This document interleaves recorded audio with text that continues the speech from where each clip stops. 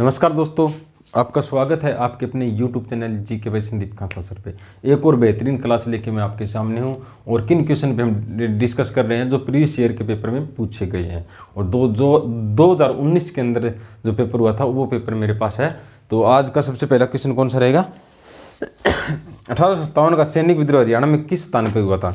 यानी 1857 की क्रांति हरियाणा में कहाँ से शुरू हुई थी? 1857 का सैनिक विद्रोह लिखा गया है, तो कहाँ से शुरू हुआ था हरियाणा के अंदर? तो अंबाला से शुरू हुआ था भाई। किस जिले से? अंबाला से। कब शुरू हुआ था? 10 मई 1857 को। कहाँ से शुरू हुआ था? अंबाला से शुरू हुआ था। और किस बटालियन ने विद्रोह किया था? तो 60वीं बटालियन ने। 60वीं बटालियन, देसी बटालियन थी 60वीं बटालियन, इसने विद्रोह किया था। कहाँ से? अंबाला से। और अगर आज अंबाला छावनी कब बनाई गई थी? अंबाला छावनी क्वेश्चन पूछा गया ये। तो 1843 के अंदर। पहले कहाँ बनाई जानी थी? करनाल के अंदर बनाई जानी थी, लेकिन कहते हैं करनाल में क्या बीमारी फैलने के कारण इसे स्थानांतरित कर दिया गया था, तो अंबाला में स्थानांतरित कर दिया गया था। और अंबाला के अंदर ही कहते हैं, अंबाला छावनी के अंदर ही नथुराम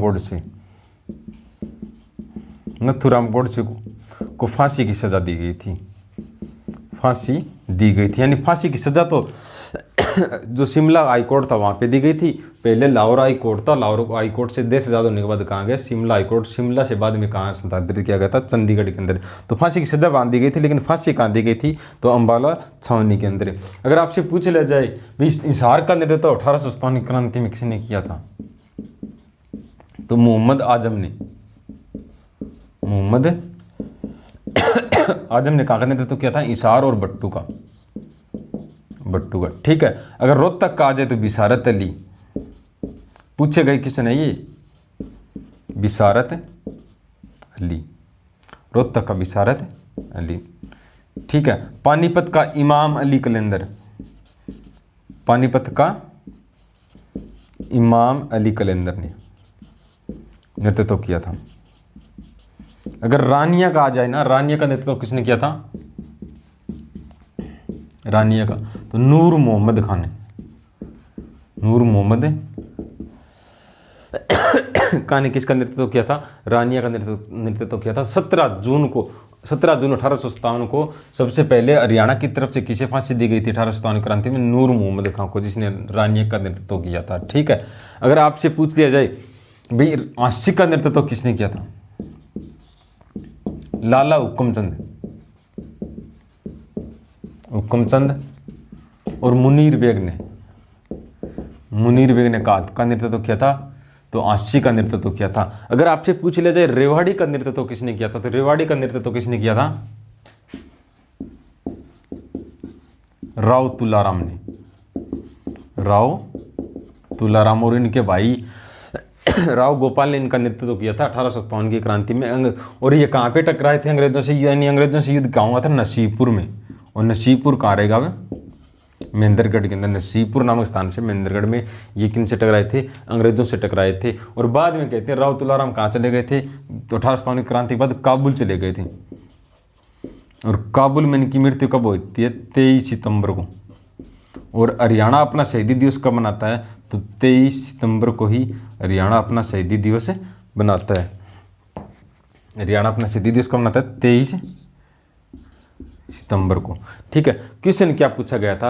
1857 की क्रांति हरियाणा में कहाँ से शुरू हुई थी? तो अंबाला से शुरू हुई थी। ठीक है। कब शुरू हुई थी? 10 मई 1857 को देसी बटालियन 60वीं बटालियन ने क्या किया था? विद्रोह किया था। और अंबाला छावनी के अंदर ही नथुराम गोडसे को फांसी दी गई थी। और अंबाला छावनी कब बनी थी? 1843 के अंदर। क्वेश्चन ये पूछा गया। ठीक है। फिर आपसे पूछ लिया जाए हिसार और बट्टू का 1857 क्रांति में नेतृत्व किसने किया था? मोहम्मद आजम ने। रोहतक का बिसारत अली, पानीपत का इमाम अली कलंदर, ठीक है, आशी का लाला हुक्मचंद और मुनीर बेग ने। रानिया का आ जाए तो नूर मोहम्मद ने नेतृत्व किया था। ऐसे क्वेश्चन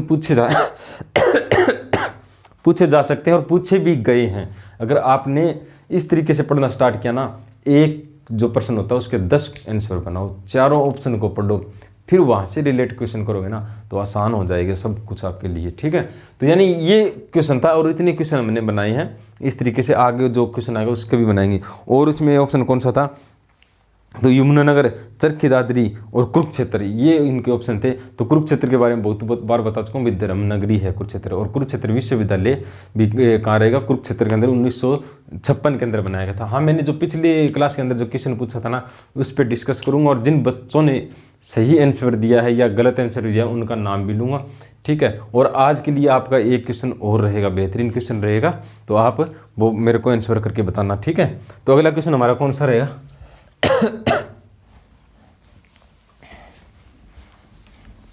अगला क्वेश्चन और भी बेहतरीन क्वेश्चन रहेगा। जो बच्चे पढ़ रहे हैं उनके लिए बहुत अच्छा मौका था अभी। और जल्दी ही मैं आज शाम का न्यूज़पेपर देख रहा था, तो उसमें लगभग 1100 समथिंग कुछ आए हैं कोरोना के पॉजिटिव केस, लेकिन 2700 ठीक होके घर गए हैं, ठीक है। यानी बहुत अच्छा रिकवरी रेट आया है। तो जल्द ही उम्मीद है अभी कोचिंग सेंटर और स्कूल खुल जाएंगे, तो एक उम्मीद जो अच्छी दिख रही है, अभी एग्ज़ाम भी होंगे, जॉब भी मिलेंगे, अपनी ज़िंदगी नई ट्रैक पे आएगी। तो उसके लिए और भगवान से दुआ करेंगे भाई हमारा जल्दी वो दिन आए, ठीक है। तो अगला क्वेश्चन कौन सा रहेगा?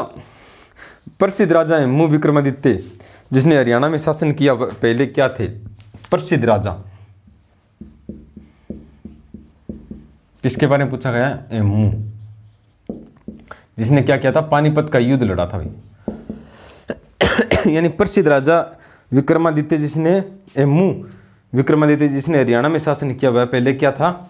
वह पहले क्या था? एक व्यापारी था भाई। यानी किसने हरियाणा पे शासन किया था? हेमू ने, जिसने अपने आप को 14वां विक्रमादित्य घोषित किया था भाई। विक्रमादित्य घोषित किया था। और इसने पानीपत का कौन सा युद्ध किया था? पानीपत का दूसरा युद्ध लड़ा था, दूसरा युद्ध। कब? 1556 के अंदर। किस किस के बीच में होता? हेमू और अकबर के बीच में, ठीक है। मैं तो अपने ने लूटा गेरों में कहाँ दम था, मेरी किश्ती डूबी थी वहां जहाँ पानी कम था। हेमू ने इस युद्ध से पहले कहते 22 लड़ाइयाँ लड़ी थी, 22 लड़ाइयाँ लड़ी थी, और एक भी युद्ध नहीं आ रहा था, एक भी लड़ाई नहीं आ रहा था। लेकिन इसमें देखो पानीपत का जो युद्ध हुआ था ना 1556 में, इसमें कहते हैं भाई हेमू की आंख में तीर लग जाता है और यह हाथी से गिर जाता है। कौन? हेमू। और इसकी खबर अकबर के सेनापति बैरम खां था। एक बार क्वेश्चन ये पूछा गया था भाई अत्याचारी बैरम का किसकी सेना में था? तो वो किसकी सेना में था? अकबर की सेना में था। और अकबर को कौन देता है भाई हेमू की आंख में तीर लग गया और हाथी से गिर गया है? तो ये देता है शाह कुली। शाह कुली खबर देता है भाई, बैरम खां को बताता है भाई हेमू की आंख में तीर लग गया और हाथी से गिर गया। और फिर बैरम खां क्या करता है? हेमू के पास जाता है और उसकी जो गर्दन है वो काट देता है। और इस गर्दन काटने के बाद सारी जो सेना होती है ना, उसके अंदर एक ये भगदड़ मच जाती है भाई राजा मारा गया, राजा मारा गया। तो इस तरीके से युद्ध कहते हैं भाई अकबर हारा हुआ युद्ध जीत जाता है, ठीक है। उसके बाद में अकबर क्या करता है? शाह कुली को इनाम के रूप में जो नारनौल के आसपास की जो क्षेत्र था वो किसी दान में देता है? शाह कुली को दे देता है। और शाह कुली का मकबरा आ जाए कहाँ रहेगा? शाह कुली का मकबरा पूछा गया क्वेश्चन है ये भी, तो कहाँ रहेगा? नारनौल में। शाह कुली का मकबरा कहाँ रहेगा? नारनौल के अंदर रहेगा, ठीक है। और क्वेश्चन क्या पूछा गया था? प्रसिद्ध हेमू विक्रमादित्य जिसने हरियाणा पे शासन किया वो पहले क्या था? तो वो पहले क्या था? एक व्यापारी था भाई। क्या था? व्यापारी, ठीक है। ये क्वेश्चन पूछा गया था। बच्चों के डाउट आते हैं भाई सर अंतिम शासक कौन था? अगर आज एक अंतिम हिंदू शासक आ जाए तो वो कौन रहेगा? हेमू रहेगा। अगर अंतिम हिंदू शक्तिशाली राजा आ जाए तो वो कौन रहेगा? पृथ्वीराज चौहान रहेगा। अगर अंतिम शक्तिशाली हिंदू सम्राट आ जाए ना तो वो हर्षवर्धन रहेगा, ठीक है। ये थोड़ा डाउट में रहता बच्चों का, ध्यान रखना। तो क्वेश्चन ये था भाई प्रसिद्ध हेमू विक्रमादित्य जिसने हरियाणा पे शासन किया वह पहले क्या था? एक व्यापारी था, ठीक है। इसमें और ऑप्शन भी है, ट्रेनर, किसान, प्रशासक, यानी ये तो कोई ऑप्शन में नहीं हो सकता, लेकिन क्या था? एक नमक व्यापारी था भाई उस समय ये। तो इस तरीके से हम पढ़ते रहेंगे आगे। अगला क्वेश्चन कौन सा रहेगा? सबसे अधिक सदस्य राज्यसभा में किस राज्य के? यानी सबसे अधिक सदस्य राज्यसभा के किस राज्य के हैं? राज्यसभा के सदस्य तो किस राज्य के हैं? तो वो रहेंगे उत्तर प्रदेश के। किस राज्य के रहेंगे? उत्तर प्रदेश के रहेंगे। कितने आते हैं उत्तर प्रदेश में राज्यसभा के? तो राज्यसभा के 31 आते हैं भाई। और अगर आ जाए लोकसभा के, पहले यहाँ लिख देता हूँ लोकसभा के, राज्यसभा के कितने आते हैं? 31 आते हैं। और लोकसभा के कितने आते हैं उत्तर प्रदेश से? तो 80 आते हैं। अगर हरियाणा की बात करें, हरियाणा की लोकसभा में कितने आते हैं? 10। और राज्यसभा के कितने आते हैं? 5। किसके? हरियाणा के। ये क्वेश्चन भी बार बार पूछा गया है। अगर पंजाब के आ जाए, पंजाब के, तो पंजाब के कितने आते हैं? पंजाब के लोकसभा के आते हैं 13 और राज्यसभा के आते हैं 7। ठीक है, इस तरीके से याद करेंगे। और ऑप्शन में इसमें कौन सा है? मध्य प्रदेश। मध्य प्रदेश के कितने आते हैं? 29 और 11। 29 और 11 यानी 29 किसके आते हैं? लोकसभा के, और 11 किसके आते हैं? राज्यसभा के सदस्य आते हैं संसद के अंदर। किसके? तो ये आते हैं आंध्र प्रदेश की, आंध्र प्रदेश की। और ऑप्शन में कौन सा है इसमें? कर्नाटक। ये मध्य प्रदेश के आते हैं, मध्य प्रदेश के। कर्नाटक और क्या रहेगा? आंध्र प्रदेश। कर्नाटक के कितने आते हैं? 28-12। 28-12 किसके आते हैं? कर्नाटक के। और ऑप्शन में कौन सा बताया मैंने? आंध्र प्रदेश। आंध्र प्रदेश के कितने आती है? 25-11। आंध्र प्रदेश की 25-11। ठीक है, यानी क्वेश्चन पूछा गया है भाई राज्यसभा के सदस्य सबसे अधिक किस राज्य के आते हैं? तो राज्यसभा किस के रहेंगे? 31 रहेंगे उत्तर प्रदेश के। ठीक है, अगर लोकसभा आ जाए तो कितने हैं उत्तर प्रदेश के? 80। इसी तरह हरियाणा के लोकसभा में कितने हैं? 10 और इसमें 2 आरक्षित है, अंबाला और सिरसा। ठीक है, और 5 किसके आते हैं? राज्यसभा के आते हैं। ठीक है, और 13-7 पंजाब का। अगर आ जाए पंजाब का क्या रहेगा? तो पंजाब का 13-7। इस तरीके से ट्रिक बना सकते हैं भाई, 13-7। अब देखो किसान आंदोलन चल रहा, तो हरियाणा के साथ कौन है? पंजाब है भैया। क्या कहते हैं पंजाब वाले, हरियाणा वाले? 13-7 रहेगा। तो यानी 13 और 7 किसके रहेंगे? तो पंजाब के रहेंगे। ठीक है, यानी 7 राज्यसभा के और 13 लोकसभा के। इसी तरह 29-11 किसके रहेंगे? मध्य प्रदेश के। ठीक है, 2-9 कितने हो गए? 11। यानी यहाँ 29 में कितने? 2 और 9, तो कितने हो गए टोटल? तो 11 हो गए। तो 11 राज्यसभा के और 29 किसके रहेंगे? लोकसभा के। 28-12 तो किस कहेंगे? कर्नाटक के आएंगे। 28 और 12 इस तरीके से आप याद करोगे। 25-11 तो ये किसके रहेंगे? 28-12 कर्नाटक के और 25-11 किसके रहेंगे? आंध्र प्रदेश के रहेंगे। आपके लिए अगला क्वेश्चन ये रहेगा भाई, राजस्थान के अंदर लोकसभा और राज्यसभा की कितनी सीटें हैं? लोकसभा और राज्यसभा की कितनी सीटें हैं राजस्थान राज्य के अंदर? ये आप आंसर बताओगे। ठीक है, अगला क्वेश्चन हमारा कौन सा रहेगा? पिछला जो क्लास थी ना, उसमें एक मिस्टेक हो गई थी। जो YMC विश्वविद्यालय है वो कहाँ रहेगा? फरीदाबाद के अंदर रहेगा। वो आप थोड़ा ठीक कर लेना। मैंने वहाँ पे कमेंट भी कर दिया और उसमें पिन भी कर दिया है। हाँ, और दूसरा था सबसे बड़ा जिला मैंने बताया था सिरसा, और सबसे छोटा जिला मैंने उसमें पंचकुला बता दिया। पंचकुला जैसे एक बार माना था, लेकिन उसमें फरीदाबाद ऑप्शन में नहीं था। सबसे छोटा जिला रहेगा फरीदाबाद, जिसका 741 वर्ग किलोमीटर क्षेत्रफल है। लेकिन पंचकुला की बात करें तो कितना है? 898। तो इस तरीके से वो थोड़ा ध्यान रखा करो। ठीक है, मेरे से भी गलती हो सकती है, बच्चों से तो होती भी है, लेकिन अपना थोड़ा थोड़ा अगर गलती अब करनी ठीक करनी स्टार्ट कर देंगे तो एग्जाम के अंदर वो गलतियाँ नहीं होगी। ठीक है, अगला क्वेश्चन कौन सा है? निम्नलिखित में से किन शासकों ने भारत पे शासन नहीं किया? किन शासकों ने भारत पे शासन नहीं किया? बहुत बढ़िया क्वेश्चन है, और मैं आपको ये होमवर्क के लिए ही दूंगा, 2 क्वेश्चन दूंगा। ठीक है, किन शासकों ने भारत पे शासन नहीं किया? ये क्वेश्चन रहेगा। किन शासकों ने भारत पे शासन नहीं किया? तो इसमें ऑप्शन क्या है? डच, ऑस्ट्रेलिया, अंग्रेज और पुर्तगाली। यानी किसने भारत पे शासन नहीं किया, यह क्वेश्चन है। तो आप आंसर मेरे को बता देना। अगली क्लास के अंदर इसके ऊपर मैं अच्छी तरह से आपको डिस्कस करके बताऊंगा। और पिछली क्लास का हमारा क्वेश्चन क्या था? उसमें था, मैंने ये पूछा था हरियाणा का प्रथम विश्वविद्यालय कौन सा है? मैंने बताया है, अभी मैं जो प्रीवियस ईयर के क्वेश्चन करा रहा हूँ वहाँ से आपको बहुत हेल्प मिलेगी, क्योंकि इसमें हमसे बहुत से डाउट ऐसे हैं जिसमें हम स्पष्ट रूप से बुक के साथ जाते हैं ना, तो उसमें बुक के साथ जाते हैं तो अलग होता है, लेकिन HSC ने अलग माना। तो सबसे जो पहला विश्वविद्यालय बच्चे किसके साथ जाएंगे, कुरुक्षेत्र के साथ जाएंगे। भी कुरुक्षेत्र विश्वविद्यालय था, 1956 के अंदर बना था। लेकिन मैंने आपको कराया है, जिन बच्चों ने सही आंसर दिया वो लगातार क्लास देख रहे हैं तभी सही आंसर दिया है। लेकिन जिस बच्चे ने पहली बार क्लास देखी उसने क्या किया, कुरुक्षेत्र विश्वविद्यालय बताया, लेकिन कुरुक्षेत्र विश्वविद्यालय नहीं है, तो ये चौधरी चरण सिंह विश्वविद्यालय रहेगा। चौधरी चरण सिंह विश्वविद्यालय कब बनाया गया था, तो 1970 के अंदर। कहाँ बनाया गया था, हरियाणा के अंदर, हिसार के अंदर, हिसार हरियाणा में। अगर चौधरी नहीं महर्षि दयानंद विश्वविद्यालय आ जाए ना, वो 1976 के अंदर बनाया गया था। लेकिन ये कब बनाया गया था, 1970 के अंदर। तो HSC ने कौन सा सही बनाया, चौधरी चरण सिंह विश्वविद्यालय सही बना। कुरुक्षेत्र विश्वविद्यालय 1956 में बना जरूर था, डॉक्टर राजेंद्र प्रसाद ने नींव रखी थी, लेकिन ये पहला नहीं था, क्योंकि हरियाणा का गठन कब हुआ था, 1966 के अंदर गठन हुआ था। ठीक है, और जिन बच्चों ने सही आंसर दिया उनका नाम क्या है,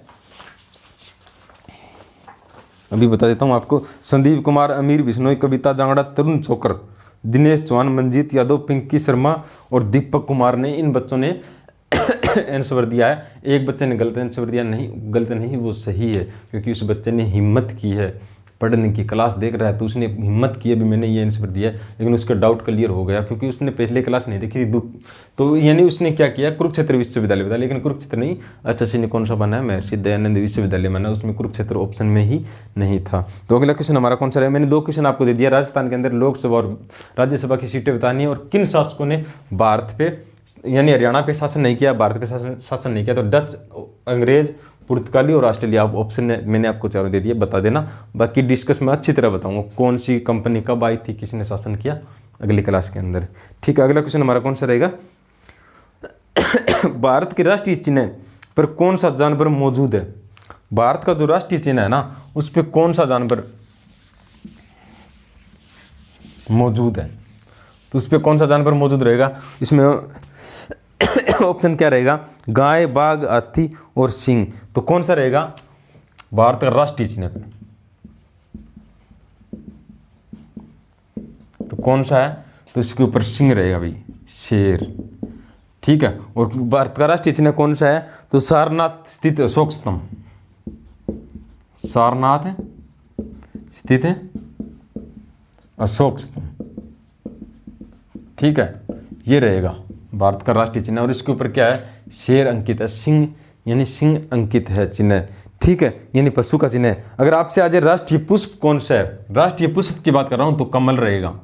राष्ट्रीय मिठाई आ जाए ना, मिठाई, तो वो कौन सी रहेगी, जलेबी। राष्ट्रीय गीत जन गण मन अधिनायक, जन मन गण। ठीक है, राष्ट्रीय गान है, सॉरी दोस्तों, राष्ट्रीय गीत कौन सा रहेगा, वंदे मातरम रहेगा। ये क्या राष्ट्रीय गान है, किसने लिखा था, रविंद्रनाथ टैगोर ने, रविंद्रनाथ टैगोर ने। अगर राष्ट्रीय गीत आ जाए वो कौन सा है, वंदे मातरम। किसने लिखा था, बंकिम चंद्र चटर्जी ने। किसने पूछे गए हैं, किसने लिखा था, चटर्जी ने। ठीक है, रविंद्रनाथ टैगोर एशिया और भारत के पहले व्यक्ति थे जिन्हें क्या मिला था, नोबेल प्राइज पहली बार मिला था साहित्य के अंदर। कौन सी पुस्तक थी, इनकी गीतांजलि पुस्तक थी। ठीक है, अगर आपसे पूछ ले जाए राष्ट्रीय खेल कौन सा है, तो राष्ट्रीय खेल कौन सा माना गया है, हॉकी सही माना गया है। राष्ट्रीय खेल कौन सा सही माना गया है, हॉकी सही माना गया। हाँ, पक्षी कौन सा रहेगा, तो पक्षी रहेगा मोर। राष्ट्रीय पक्षी कौन सा है, मोर रहेगा। ठीक है, अगर राष्ट्रीय वृक्ष आ जाए तो वो बरगद रहेगा, लेकिन हरियाणा का राष्ट्रीय वृक्ष आ जाए ना तो वो पीपल रहेगा। ठीक है, याद रखना। और हरियाणा का राजकीय जो पक्षी आ जाए वो कौन सा रहेगा, काला तितर रहेगा। ठीक है, तो अगला क्वेश्चन हमारा कौन सा रहेगा, हरियाणा पंजाब और हिमाचल प्रदेश के बीच स्थित है, यानी कौन सी पहाड़ियों के बीच स्थित है, हरियाणा, पंजाब और हिमाचल प्रदेश। ये क्वेश्चन पूछा गया। हरियाणा, पंजाब, हिमाचल प्रदेश किन पहाड़ियों के बीच स्थित है ये तीनों, तो ये किसके बीच में स्थित रहेंगे, शिवालिक पहाड़ियों, शिवालिक रेंज के बीच में। अगर आ जाए आपसे क्वेश्चन पूछ लिया जाए हरियाणा के किन जिलों में शिवालिक रेंज रहेगी, तो पंचकुला, अंबाला, और यमुनानगर, यानी इन जिलों के अंदर क्या रहेगी, जो शिवालिक रेंज रहेगी। सबसे ज़्यादा हरियाणा में बारिश अच्छे से नहीं किसे माना है, अंबाला में से ही माना है, लेकिन उस समय पंचकुला ऑप्शन में नहीं था। अगर स्थान आ जाए किस स्थान पे सबसे अधिक बारिश होती है, तो वो छछरौली में रहेगी। छछरौली यमुनानगर के अंदर रहेगी। ठीक है, यानी ये क्वेश्चन रहेंगे। यानी हरियाणा, पंजाब और हिमाचल प्रदेश कौन सी पहाड़ियों के बीच में स्थित है, तो वो रहेंगे शिवालिक रेंज के बीच में। और शिवालिक रेंज हरियाणा के किन जिलों में है, तो पंचकुला, अंबाला और यमुनानगर में रहेगी। अगला क्वेश्चन कौन सा, वर्तमान हरियाणा विधानसभा में कुल कितनी सीटें, विधानसभा के अंदर हरियाणा में कुल कितनी सीटें रहेगी।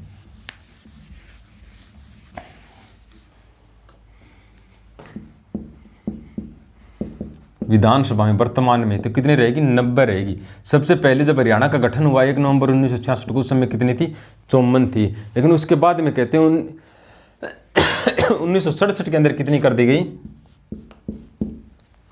1967 के अंदर 81 कर दी गई। लेकिन 1977 में इससे ही 10 साल बाद में कितनी कर दी गई, 90। अगर आपसे आ जाए आरक्षित सीट कितनी रहेगी हरियाणा के अंदर, तो आरक्षित सीट रहेगी 17। ठीक है, आरक्षित सीट कितनी रहेगी, 17 रहेगी। यानी हरियाणा गठन के समय कितनी सीटें थी विधानसभा की, 54। और फिर 1967 के अंदर कितनी कर दी गई, 81। 1977 में कितनी कर दी गई, 90। ठीक है, और वर्तमान में कितनी है, 90 रहेगी। और कितने रहेंगे आरक्षित क्षेत्र, विधानसभा क्षेत्र, तो 17 रहेंगे। ये क्वेश्चन बार बार सारे चारों के चारों पूछे गए हैं। ठीक है, और अगला क्वेश्चन हमारा कौन सा रहेगा, हरियाणा में खरीफ की प्रमुख फसल कौन सी है। खरीफ इंपॉर्टेंट क्वेश्चन है, बच्चे लगभग यहाँ पे क्या होते हैं, मिस्टेक होती है, बच्चों से गलती होती है। हरियाणा में खरीफ की प्रमुख फसल कौन सी है, खरीफ की प्रमुख फसल। तो इसमें ऑप्शन देखो कौन सी रहेगी, गेहूं, अलसी का बीज, मेथी और मूंगफली। तो कौन सी रहेगी, मूंगफली। बाकी जो तीनों बताइए मैंने, अलसी का तेल, अलसी का बीज और गेहूं और मेथी, ये कौन सी है, ये रबी की फसल रहेगी, रबी की फसल। इसे सावनी की फसल भी कहते हैं, सावनी पूछा गया है क्वेश्चन में। सावनी की फसल कौन सी रहेगी, खरीफ की फसल। रबी की फसल को क्या कहते हैं, आषाढ़ी, आषाढ़ी। गुरुजी हमें याद नहीं रहता वे रबी की फसल कौन सी है और खरीफ की फसल कौन सी है। मैं आपको सबसे आसान तरीका बताता हूँ। खरीफ की फसल कौन सी होती है, कपास। कपास से याद कर लो, क्योंकि नरमा जो कपास होता है ना, वो हर जिले, हर डिस्ट्रिक्ट के अंदर लगभग बोया जाता है। और खरीफ, रबी की फसल बात करें तो आप गेहूं याद कर लो, बस यहाँ से आपके सारे फसलें याद हो जाएगी। जो कपास की फसल होती है ना, वो कब बोई जाती है, जो खरीफ की फसल वो जून जुलाई में बोई जाती है। अभी जून जुलाई में सही माना है चाची ने। और कब काट ली जाती है, तो अक्टूबर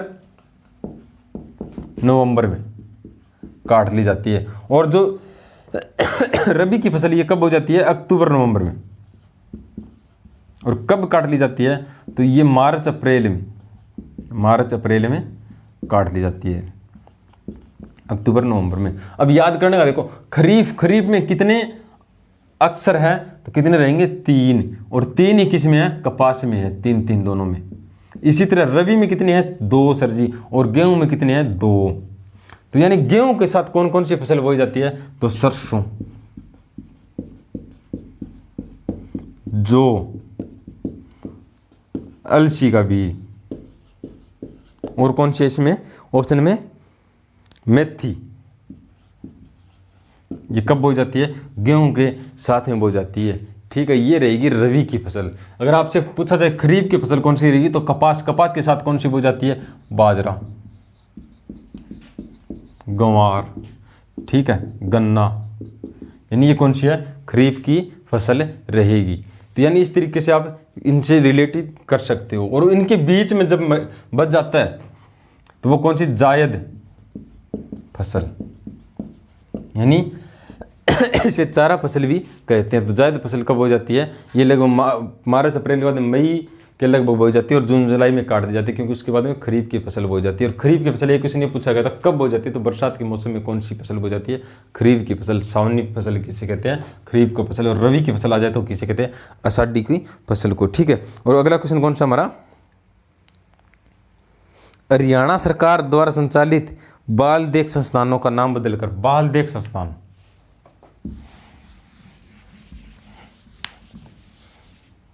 कौन सा है? हरियाणा सरकार द्वारा संचालित है बाल देख संस्थानों का नाम। बाल देख बाल संस्थानों का नाम बदल कर क्या कर दिया गया है? तो क्या कर दिया गया है इसमें? जगन्नाथ आश्रम कर दिया गया। जगन्नाथ आश्रम, ठीक है, जगन्नाथ आश्रम कर दिया गया है। प्रसिद्ध कुरुक्षेत्र युद्ध महाभारत के शासन के लिए लड़ा गया। तो प्रसिद्ध कुरुक्षेत्र युद्ध था ना, कुरुक्षेत्र का युद्ध। कौन सा युद्ध था? महाभारत का युद्ध। किसके लिए लड़ा गया? किस शासन के लिए? तो हस्तिनापुर के लिए लड़ा गया भाई। हस्तिनापुर के लिए लड़ा गया था। कौन सा युद्ध? महाभारत का। कब हुआ था? 900 ईसा पूर्व हुआ था सर जी। कहाँ पे हुआ था? कुरुक्षेत्र के अंदर हुआ था। और महाभारत का प्राचीन नाम आज क्या रहेगा? जय संहिता। और किसने लिखा था महाभारत को? तो महर्षि वेद व्यास ने। किस नदी के किनारे? तो सरस्वती नदी के किनारे। सरस्वती नदी के किनारे किसका संकलन हुआ था? तो महाभारत का संकलन हुआ था। किसके बीच में युद्ध हुआ था? कौरवों और पांडवों के बीच में युद्ध हुआ था। ये थी आज की हमारी क्लास। जो प्रीवियस ईयर क्वेश्चन था उसमें से क्वेश्चन है मैं लेके आया हूँ। क्लास आपको अच्छी लगे तो कमेंट करके बता देना, शेयर भी किया करो भाई। जो मेहनत आप कर रहे हो मैं भी कर रहा हूँ तो अच्छा लगता है। जो बच्चे पढ़ते हैं उनके लिए ही क्लास शूट की जाती है। जो बच्चे नहीं पढ़ते वो तो देखो कितना भी फोर्स कर लो, जब तक उनको चोट नहीं लगी ना, जो ये समय है ना, ये समय एक बार गुजर गया ना तो फिर नहीं आएगा। तो अब इस समय का जितना सदुपयोग कर सकते हो अपने लाइफ के लिए कर सकते हो। या तो आप एक साल अच्छी से पढ़ाई करके गवर्नमेंट जॉब ले लो, या आप पूरी उम्र किसी प्राइवेट जॉब या दिहाड़ी मजदूरी करते रहो, वो आपके ऊपर डिपेंड है। अगर अच्छी मेहनत करके आप जॉब हासिल करते हो गवर्नमेंट जॉब, तो आपकी पीढ़ी, आपके मम्मी पापा के आने वाले बच्चे, 3 पीढ़ी आपके ऊपर डिपेंड होती है। और पड़ोसियों को जलाना है, और जो आप पे कमेंट करते हैं नेगेटिव, उनको अगर और अंदर तक आग लगानी है तो आपको मेहनत करनी पड़ेगी। मैं हमेशा ही कहता हूँ एक गरीब बच्चा और एक ताना खाया हुआ बच्चा हमेशा लाइफ चेंज करते हैं अपनी। क्योंकि गरीब बच्चा, मिडिल क्लास बच्चे क्या करते हैं, उनको बस नॉर्मल मिल जाता है, ठीक है हमारी लाइफ अच्छी चल रही है। और गरीब बच्चा होता है ना, उसको पता भी गरीबी क्या होती है, तो इसलिए वो बेजोड़ मेहनत करता है और आगे आता है। और ताना, एक बार किसी भी इंसान को अगर ताना किसी की दिमाग में पिच हो जाए ना, किसी की बात दिल और दिमाग में, तो वो इंसान हमेशा अपनी लाइफ तो चेंज करता है लेकिन औरों के लिए एग्जाम्पल भी बनता है। तो आप मेहनत करते रहिए। हाँ, सभी की सुनो, क्योंकि सभी अच्छी बातें करते हैं उनकी सुनो। हर कोई परफेक्ट नहीं होता अपनी लाइफ में, लेकिन जिनसे हम सीख सकते हैं उनसे आप सीखते रहो अच्छी बातें, तो एक अच्छे इंसान बनोगे। तो जॉब तो आपको मिलनी है, लेकिन उसके साथ अच्छे इंसान भी ज़रूरी है। क्योंकि जॉब मिलने के बाद बहुत से बच्चों में, बहुत से नौकरी वालों में एटीट्यूड आता है, वो नहीं करना। आपको हमेशा ही अपनों से जुड़ के रहना है। तो क्लास अच्छी लगे तो कमेंट करके बता देना। जय हिंद, जय भारत।